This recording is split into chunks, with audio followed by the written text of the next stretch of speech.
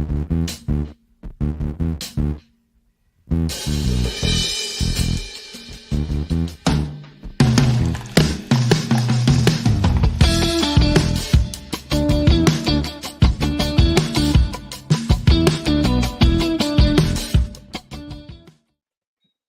evening, good afternoon, good morning, wherever you are in the world. Welcome to a brand new edition of Social Confoes. I'm your host, Shaluk, together with Diego. Diego, how are you doing today?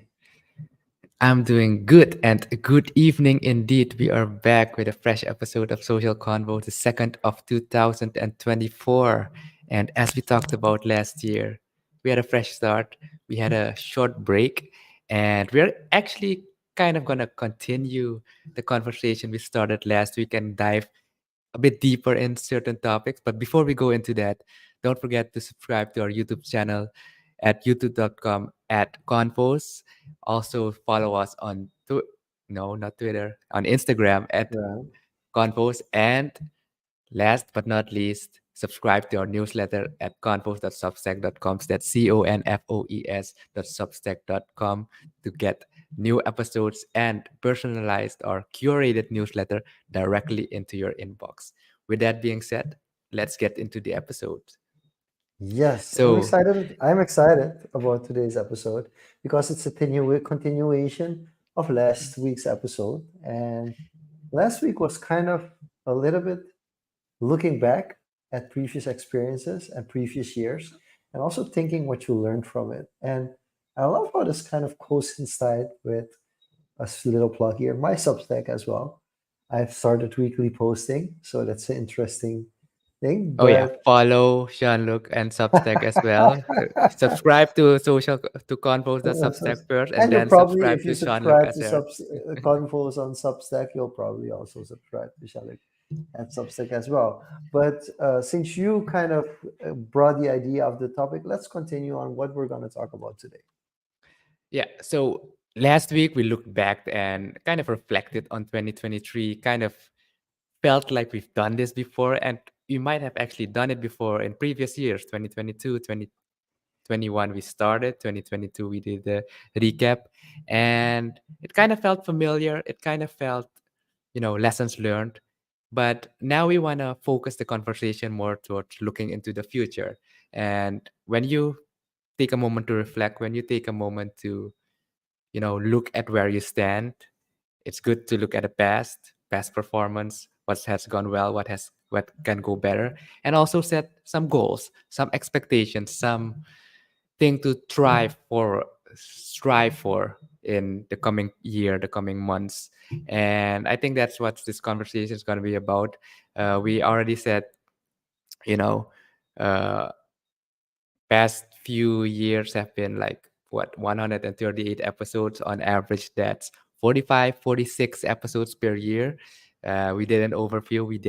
We actually hit 52 episodes in 2021, our first year, and then we averaged out around on 43 episodes in 2022 and 2023.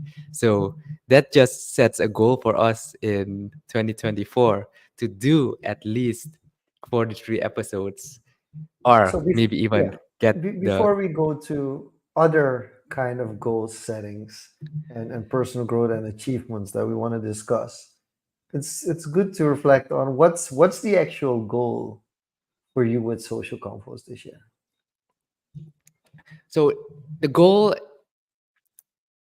when we started was to document, and I guess the primary goal for 2024, putting it out there, is basically to grow the newsletter and actually get curated content towards the listener, to actually group the nuggets we've captured so far and distill that into actually useful information for people that can hopefully translate to actionable steps. So breaking it down, smaller pieces, it's getting the newsletter set up, getting regular updates directly into your inbox, and working on that micro content. So it's the goal is definitely different from the first year that you started, right? Yeah, for sure. So I think for me, this is the first year that I'm really setting as a goal to distribute the content that we have been putting out for the past 3 4 years. So I think for me that's the biggest difference. And like I told you before, Diego, I know there were gonna be some comments on this during today's episode.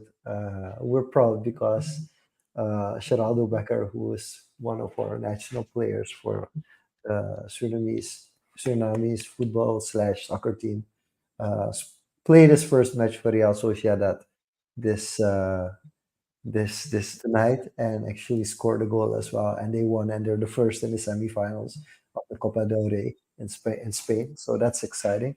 But from a goal perspective, this is also why I And mentioned it. Also, that I was a just literal goal. yeah, it was a goal. It was a literal goal, but it's also a goal for me to positively show Suriname on the internet. So that I think that's a goal that most people now are already familiar with. That it's a goal for me. But this year it's really also continuing what I've started with in the previous years and make it into something that is on a daily basis. So positively on a daily basis about Suriname is one of the main goals And and one on that connects directly to social conflict. on that note, we know the people who know you have very different facets in your life. Family is important. You enjoy sports, the podcast. You have your business. How and now with the putting Suriname Mhm. out there, how have you integrated that part that you mentioned lastly into all So the aspects? I might do something unique today, which I don't think I've publicly ever done. No, I don't think so. Um,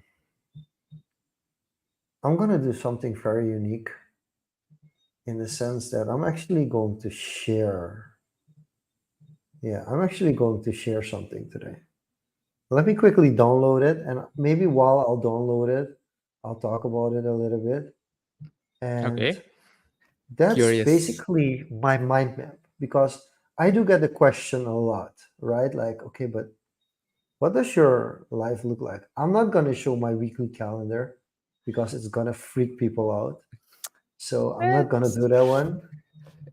But it's I'll quite tame, share. but yeah. Huh? No, For the those, calendar is, yeah, go ahead. Go ahead. Feel free to. it's on the wilder side, but I still it's structured nicely that it feels tame. It's Let's just structured put it like, like that. okay. So what I'm going to do is share my mind map for 2024, just to give people a general idea. And of course, if you're listening to this podcast, feel free to go to youtube.com/Confoes to have a look at this to give people an idea of things that I'm busy with. And um, basically, one of the things that I had to understand, which was hard in the beginning, and people who are reading this will notice that it's in Dutch, so some things are hard to explain. And what I also want people to understand is that not everything that you will find on this is equal. So don't think like, oh, now I know how Jean-Luc structures his life because you don't have an idea of how many hours a week I'm actually capable to spend on it. But one of the main things that I had to change was also putting my private life in it. I would usually, if I would mind map my life, would focus on business only, and I wouldn't focus on private life. So I've Mm. started actually scheduling private life into my weekly planning. Started thinking about how many hours do I want to spend with my wife, how many hours do I want to spend with my children, how many hours do I want to spend with my parents, my family, those kind of things. How much time do I want to spend on habits? How much time do I want to spend on health? And basically, that goes before everything. That's why private is zero. Secondly, is the personal brand, which I've never really taken the time for. And now, over the past 4 months, has kind of taken over in the sense that I am actively on social media, but I'm still nowhere close to where I want to be with social media. Not even close. I just don't get the time. And that's also something when you see a structure like that or a mind map, you don't have a full overview of things that will get in the way, which I think we'll dive in a little bit more probably next week. But then you have the personal brand, which includes social confoes, the Lucky D show. This is more kind of a content creation thing, and create your own online career, which is basically the book that I'm working towards. Then the second thing is, of course, Ineffable, my main business where I spend the most of my time, which from a outside perspective looks like, oh, he's spending more time on the family business than on Ineffable. That's definitely not the case. If I look at the hours and also in priority wise, I think that's what the hardest is. If my company needs me, I will prioritize that above everything else, except now for my private life, which I had to learn the hard way. But it's very, very limited information on here, but it puts in the three things that I'm focused on the most for this year. And then Ton, which is the family business, because there's a couple of more companies that I'm indirectly involved with. And I'm specifically saying indirectly because it's not possible to be operationally involved in multiple businesses. I also want to move that away because you often hear about serial entrepreneurs and people having like 10 different businesses and everything is perfect. No, it doesn't work like that. Like the family business I'm talking about, I'm not involved in daily operations. I'm not part of the management. I'm not part of any operational stuff. And these businesses have been running 10, 20, 30, 40 years without me. So I can take zero credit for them. On the other side, I do have a responsibility as shareholder to be involved and at least know what's going on within those companies. And then the final part is of the mind map is Suriname, where there's things like organizations, CSR projects, the Rotary that I'm still involved in, and all these things come together in that final section. And basically, what this helps me with is structure my life in such a way that if somebody approaches me for something that's not on this mind map, I might have to find a different solution for them. If there's something on this map and you approach me for it, I will be open to talk straight away. I'll see if we can put it into my planning. Um, and even in that case, you might not even contact me directly because there are already other people in place that are taking care of all these blocks. So it's a general overview, but this for me gives an idea. If somebody comes up to me and wants an hour of my time, where do I fit it? And if I'm not able to fit it, it's not necessarily that I don't find it interesting, but I'll tell them, hey, this person can probably help you better with this, or this might be a better solution for you. So basically, that's how I've structured it. And then from this mind map on is where the goal setting starts. Okay, what do you want to achieve with this specific block? So as you mentioned, amazing map, very colorful. And how has this, you've done this several years now. You added a family, I think I think I've done this specifically. since 2005 or six. Okay. Yeah, I do it That's every year, at least once a year for yeah, for probably around 17 years. that's quite a long journey. And basically that brings up several questions. And I'm curious to know how that has evolved. Like if you look back in the first year you did it and Oh, there taking were some, so many separate pieces and things I would put in and would not work on the whole year, or some things that I would be busy with every day but weren't on the mind map.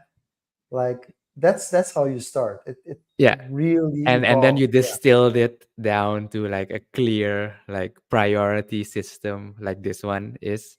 So if you look at last year, maybe a few years ago, how would you, I guess, rate yourself or applaud yourself? Like, oh, this was my map, and I actually did pretty good. Or wait, I, I put this on the map. I didn't do it. Why didn't I do it? Like, how do you approach that when you review or reflect on a map like this? Uh, Well, every year you come a little bit more aware of, like, am I fooling myself?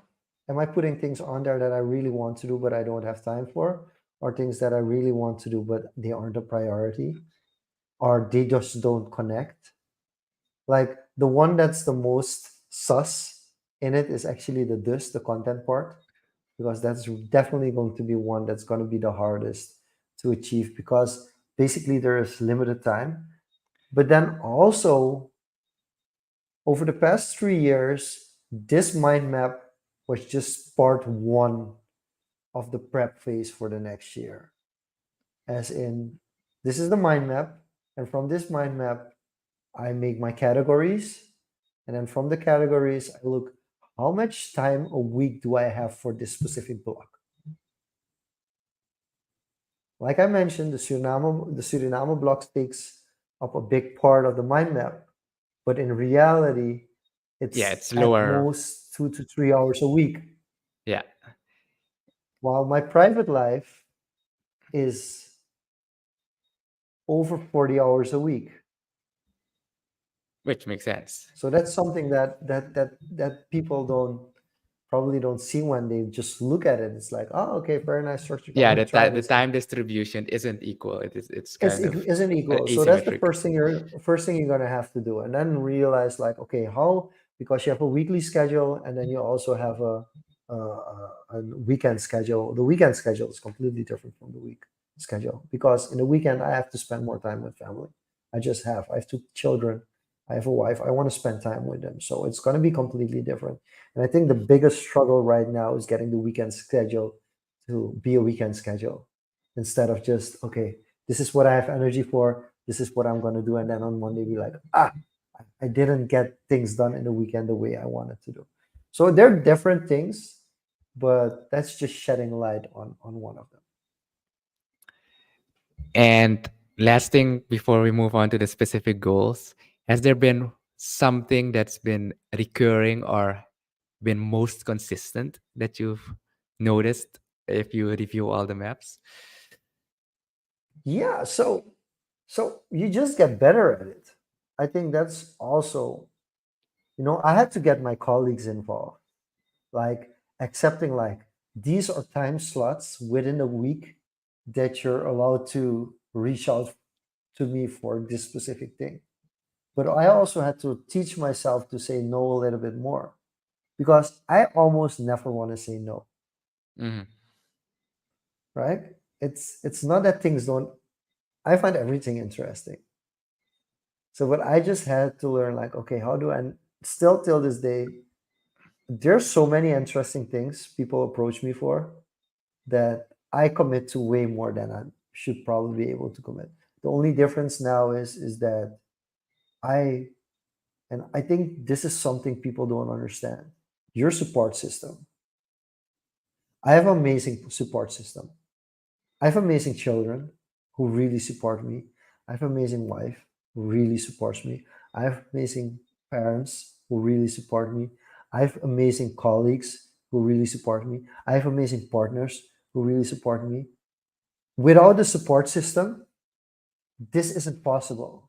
And I think people don't understand it. And as people who want to do everything alone, because they feel like, okay, but I can probably do this better than if I would do it with somebody else, or if I let somebody else do it, they're just limited to their own hours.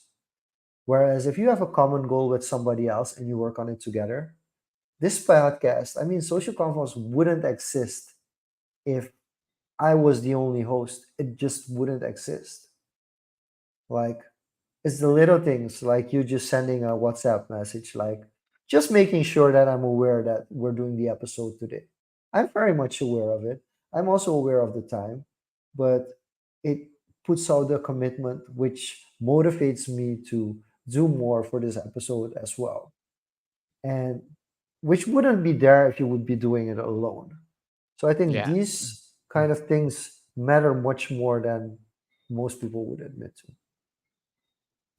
No, definitely agree there. And that accountability, that counterparty, really helps nail down the goals. So let's go to the next step: goal setting, Okay. and intentionally adding these goals, and you know writing them down in such a way that's very specific. Like the common So technique do is you SMART write SMART goals. goals? I'm just curious. Do you? So I just discussed my process. Like, how do I prepare for the year? Because this mind map was probably done in October or November last year. Yeah, And no, just as a first step, how do you approach the new year? I don't have a elaborate or like very broad plan like this. I've dabbled in a few years, try several things, but not that I've written like mind map in different categories, etc. But what I do is, depending on the area, if it's business, if it's the podcast, if it's ideas, I do make notes of it. And what I mostly try to do is write out a decision thesis. Okay.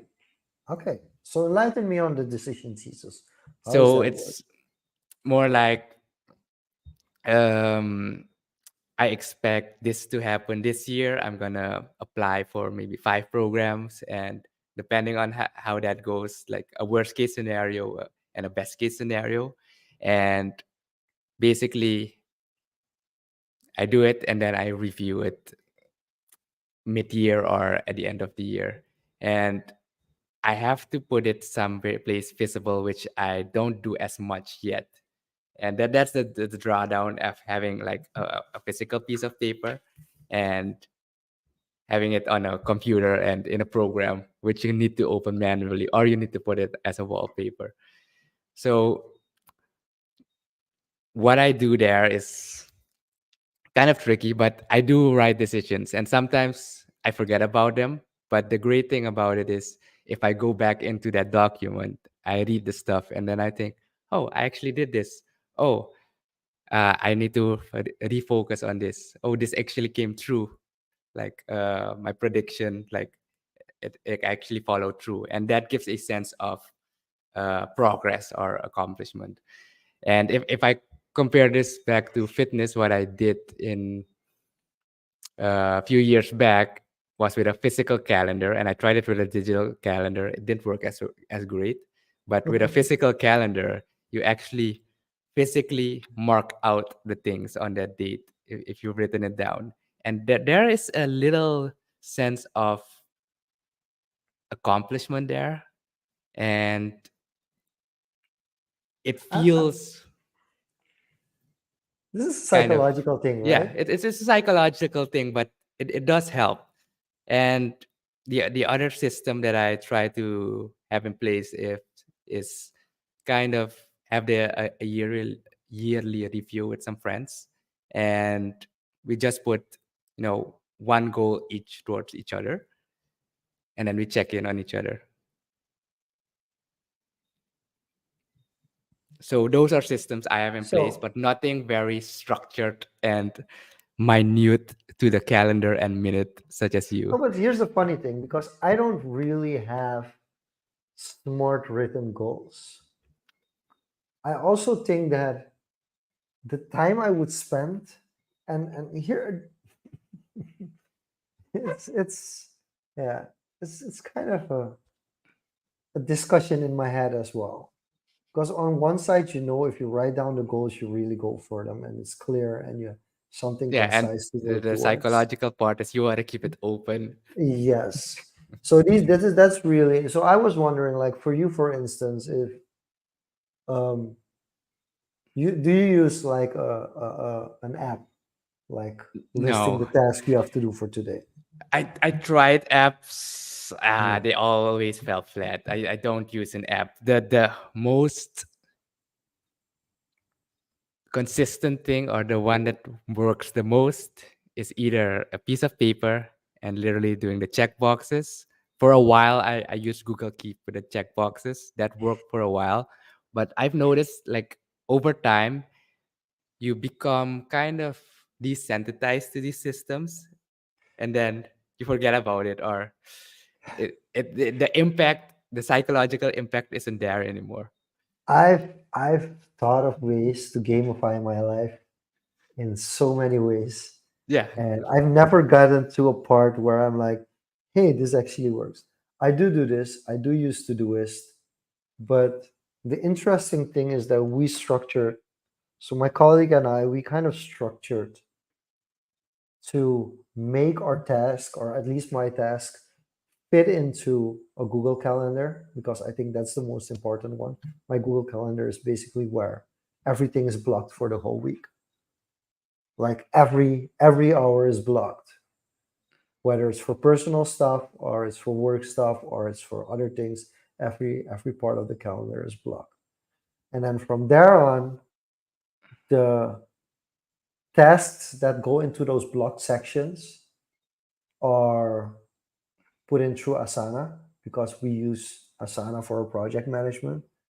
And basically, the concept is to start the week off with looking everything that's as an incoming task in Asana, assign it to the specific slots on the calendar, and then the calendar automatically pushes it to Todoist. So for me to have something that I can Check strike off. through, like, hey, I've done this, I've done this, I've done this, that for me is Todoist. And this is like really a system that we've been working on for at least 3 years, and we're still not there. And it took me 3 years to be open-minded enough to say, like, no, we're going to use the same project management software as the rest of the company. Hmm. Because when I log in there, at least I will be seeing what others are doing, and I can see if I'm able to help. Whereas I had it completely separate, because it felt like a time sink. It felt like a time sink a lot. So these are really processes that also they have to work for you. That's another thing. If it doesn't work for you, there's no reason to do it. Yeah, no, And I agree with it, and I try to declutter or decomplexify, make processes as simple as possible. And usually I just fall back to piece of paper or just a blank canvas app with checkboxes that I can just list things off and then review. But that's the extent of it. Like the complex apps, I try looking into it, but time sink. it's also who you are. So I think it's very important when you set goals. Like, are you somebody who's a loner in that sense, that you want to do this alone, you want to focus on this alone, and you want to, like, and then also, do you need some external motivation? It's the same for me on deciding which goals I'm going for. It's the same for me as working out. I know for a fact that if I'm the only one motivating myself to do something, I'm going to do it with good intentions, but it's not going to last.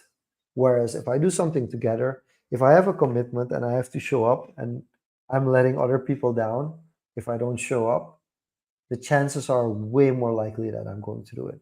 But that's how I personally work. So I think in Mm. goal setting, it's also important to say, like, okay, what's a goal that works, and who is going to support you? Is there going to be a support system?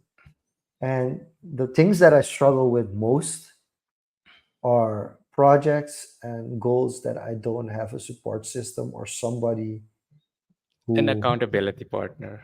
yeah, definitely. That's I think, and that's how I am. I can imagine it for others being completely different. Like, Yeah, they for need to set sure. their Like, goals on their own and work on their goals on their own. For me, there's, as well as being an only child, I've done basically everything in my life alone. I don't want to do it alone anymore, because I've been there, I've done it, and like, the gratification of having achieved something by yourself, there's no added value for me there. doing something by myself versus doing something together with others. And especially if it both uplifts us, especially if the goal you're able to achieve is bigger than it would be if you would both do it alone. Yeah, I think I'm more on the other side of the spectrum where I do understand the accountability part, and that is a huge helping factor with me. And that's why I do have certain people that, even if they don't react back, the fact that you just update them is already an action to uh, push down that commitment. But in general, I I try to keep my agenda as open as possible to be as flexible as possible in most situations. So kind of that's how I structured my kind of daily life to minimize the things I need to do so I can do the things that cross my path and do them and help others where I can. So that's the approach I tend to take. You're on mute. I'm having a deja vu about this. Is this the creative approach? I'm not sure if it's creative approach or like what's your understanding of creative The approach? artist, say the artist approach. Not sure, but for me, I've always tried to optimize things like that. Like what's the minimal effort for maximum output and Yeah, how can but I I'm very similar in that regard. Minimal output, minimum effort, maximal output. I'm pretty much the same.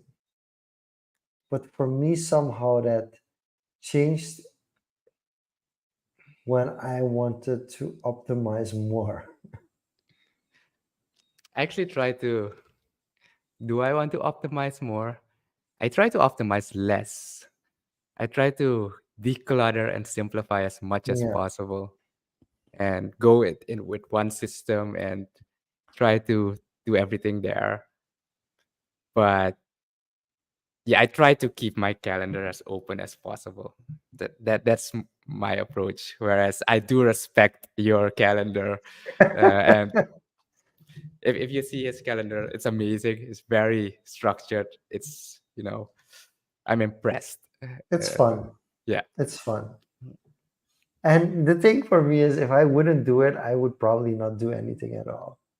And that's where my, So like, maybe I what's your fall. biggest fear? Yeah. So My maybe I biggest fall fear is into the that trap that sometimes I do too little, but I don't know. It's part of the. I really think for me it changed because of the fact that I became a dad and I realized that I didn't have access to my own life as much as I used to have. Maybe And that's it. Maybe I I think I, I haven't met that's where that the yet. biggest that's I think where the biggest that's also the first time I was able to say no to things. Is when all of a sudden you realize, like, and it's also interesting because if you would ask me as a teenager or early adult, young adult, like what do you want to be in life, my first answer would be I want to be a good dad because I had a dad who really raised me and was there for me. So I wanted to be able to provide that for my children as well.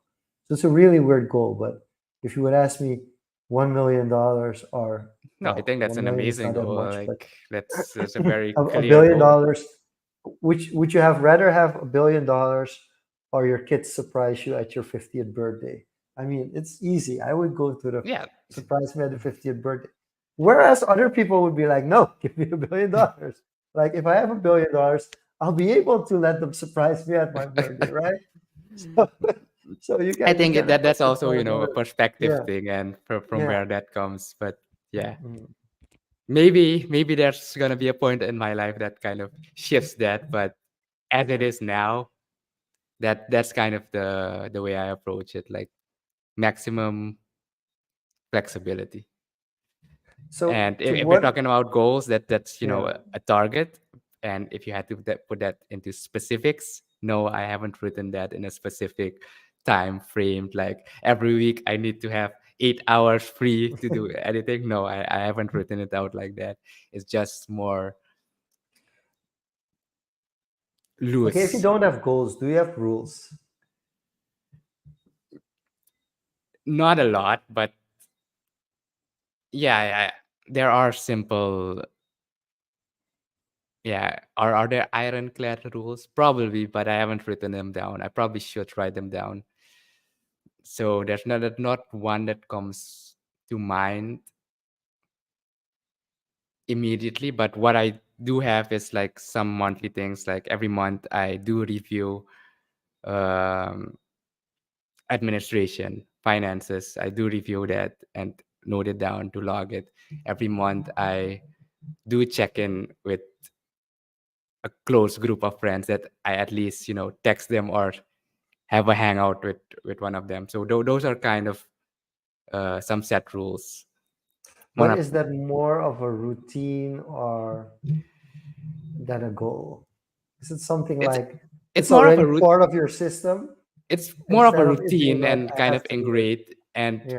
to make sure I don't stray from it, to not make it a bad habit. You kind of need to make it a rule, like end of the month, that the last 3 days, that this is the window that you need to do this. This is It's more like a window and not a specific target.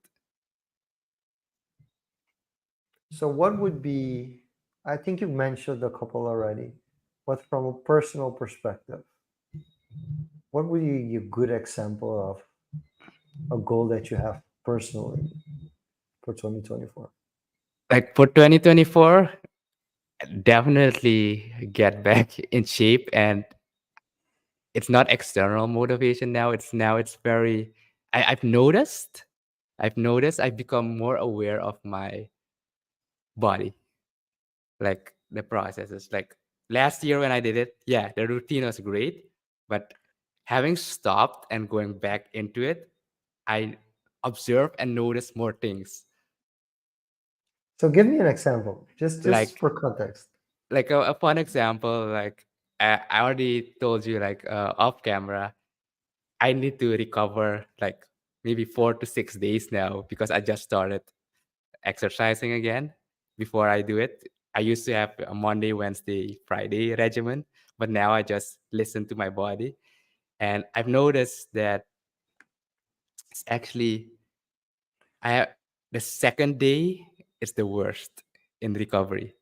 Yeah. And that Yes. I can notice which parts my body temperature actually rises, and I can feel it where it's recovering. And I feel the contours and shapes, not to get into too visual, but I kind of notice also mobility, like how it gets stretched, etc. So that's one thing. Um, It's funny that the you mentioned it, the second thing. And what's okay? So go ahead. the other thing, this has been like a goal for many years now. It's that I need to see one new place, at least one new place every year.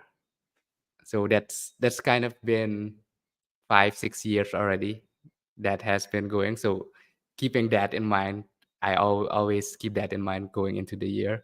Like what's the new place I'm going to see? Is it somewhere small? Doesn't matter how big it is, small it is, but it needs to be somewhere new I haven't been before. Interesting. And Yeah. lastly, let's see.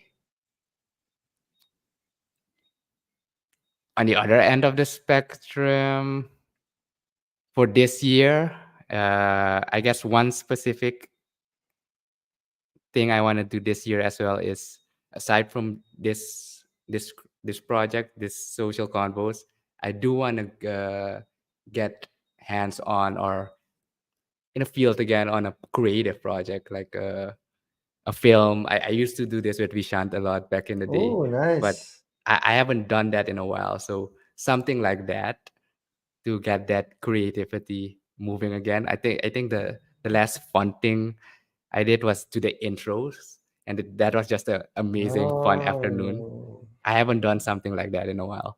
So that's something I do want to pick up again. Nice. Okay, so you just mentioned three things. How do you feel about specifying them more or quantifying them? Let's take the first one, getting in shape, because basically I have the same idea behind it. Yeah. And then Stefan puts in, I started running and hit the weights. I mean, drink less alcohol, and I love it. But the most important thing, Stefan runs the 5K, if I'm correct, multiple times a year because he did it at the beginning of the year with the Biggie Brochi Waka, which is an event. But there will be other similar events throughout the year where he can kind of see his progress, his personal best, those kind of things. When I started thinking about my goal for my personal health, I really started realizing like, hey, I'm not sure if I care about my weight necessarily. I'm not sure if I care about my body percentage that much. What I do care about is being able to play sports with my children and being able, as long as possible, to beat my son at any competitive sport, right? So, so it's really hard to quantify that. It's really insanely hard to Oh, quantify that. But yes, I used to be an athlete, a competitive athlete, so I do want my son to be at least a little bit competitive, which is funny because I only became competitive at age 16, I think. Before my 16 birthday, I wasn't at all competitive in any way whatsoever. I really wouldn't care who would win, if I would win or somebody else would win. But now that's in my system, I do want to be able to be competitive. And I have set a goal for myself for when I reach 40 where I do want to be. But it's not a specific body weight. It's not being able to do a certain amount of push-ups every day. By the way, I hate push-ups or I actually love planking. them. No, so It's one of that's my that's favorite most basic exercise to do. no, definitely not.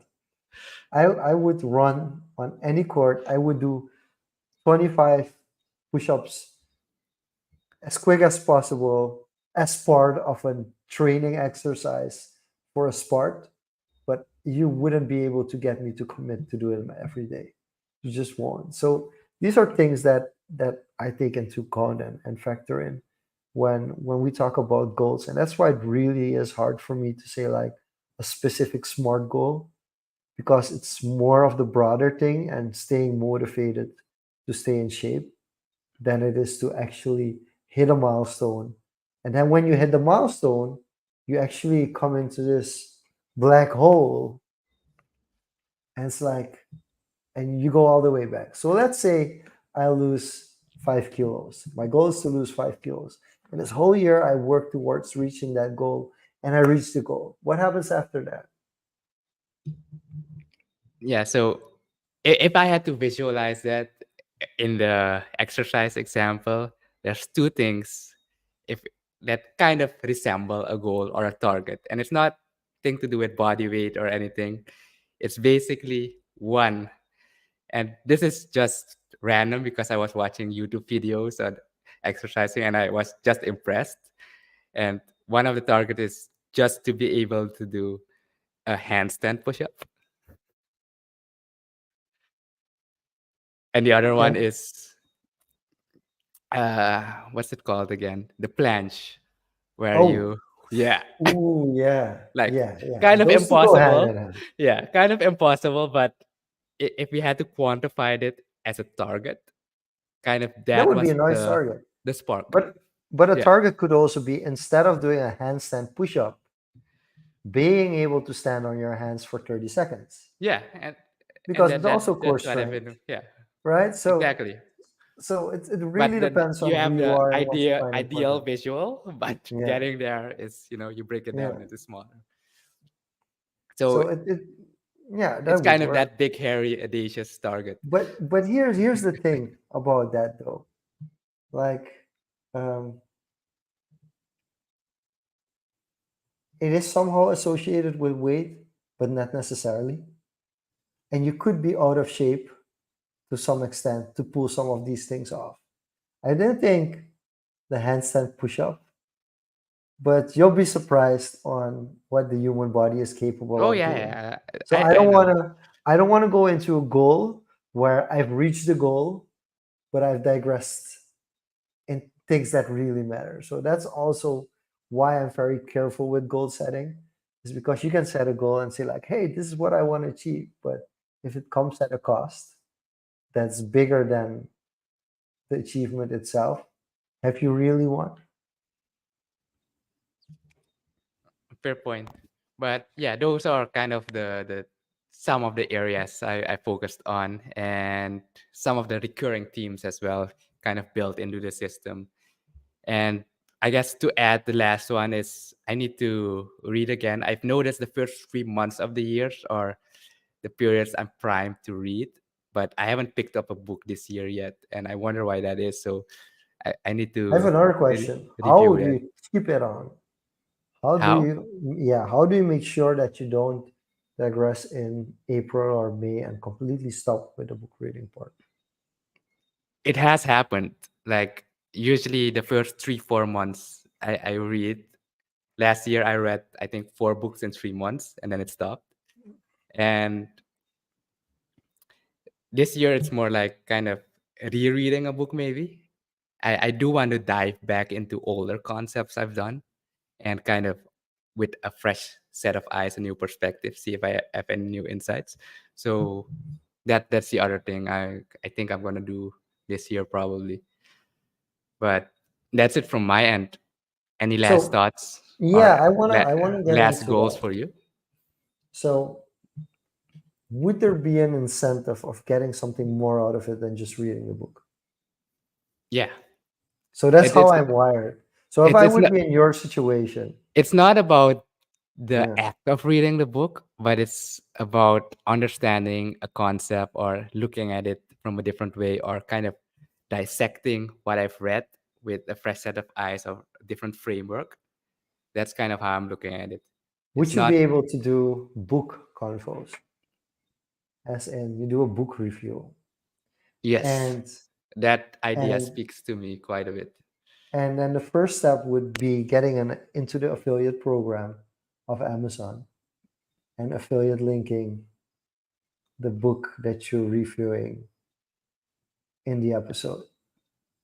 Yes, that is definitely an idea, and it speaks to me. I have started, making 1 pages and 2 pages of some books, and that's why I want to reread some books to make those notes as well and personalized notes. So It's spin off. really interesting, and I wanna. That's the final thought I want to leave here. It's really interesting how one small part of a book curated to somebody's perspective can be mind changing online. And it's something that not only for you, not only for myself, but for anybody watching or listening to this podcast episode, just remind yourself that something really small could be very significant for somebody else. So if you have a brain fart, whether it's something you got from a book, something you just discussed with a friend, make sure to note it down and repackage it for the target audience you want to reach. And you will be surprised how much value that audience will find in it. Like as a millennial, anytime somebody talks about ICQ, um, somebody talks about anything that happened in the late 90s, early 2000s, which is pop culture reference, I would get overly excited. Like Winamp. Are you familiar with Winamp? Of course, I'm still from that generation. Yes. So having different skins for your Winamp used to be like one of the coolest things there was. Like, and it had no bragging rights like it would have No, now, it's right? the But it was, achievement of oh yeah, it's like, yeah, whoa, this is really it's like cool. a And badge of honor. you would show it to your friends. There was no Facebook at the time. There was 6degrees.com. right? Yeah, So it's there was like no your like, friend coming to your home and like, oh, look at this. yeah. Listen to the So song. imagine now that something that in those days you would only share with 5 to 10 people who would be interested. You're now able to share with 5 to 10 million people that might be interested. There's so much value in that that we often don't realize that a small snippet of something, it's already something that you should share with the world. And with that being said, that's my goal for this year, to find snippets of information that others find useful and can relate to. Awesome. And if you have a goal you like to share with us, I think one of the things is also putting it out there, being held accountable. So don't be afraid to share your goals. We look forward to reading some of those audacious goals and build a system for it. Even if you don't achieve it, it's there for you to reflect on it and improve. Just as Jean-Luc did 17 years with his mind map, you can do it as well. There's no better time to start. With that being said, follow us on Instagram at Confoes. Subscribe to our YouTube channel at youtube.com/Confoes. And most importantly, subscribe to our newsletter at confoes.substack.com. That's CONFOES.substack.com. With that being said, Jean-Luc, roll us out. This was Social Confoes. We were so glad that you joined in. See you back next week, same place, same time. Bye bye.